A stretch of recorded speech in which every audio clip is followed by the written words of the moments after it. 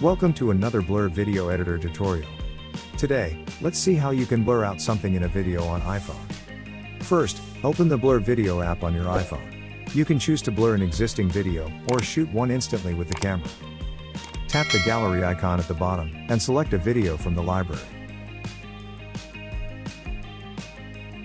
Next, select a blur shape from circle or rectangle option. Then place it on the portion you wish to blur.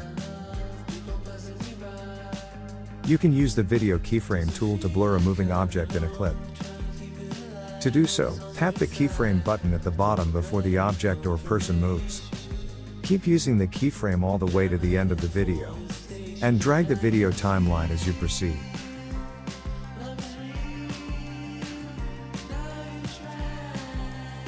When it finishes, you can adjust the blurring intensity by dragging the slider. Next, click the share icon at the top right corner.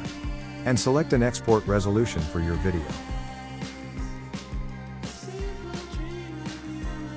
When the exporting is complete, simply save the edited video to your camera roll, and you're good to go. Download the Blur Video Editor app from the given link in the description below.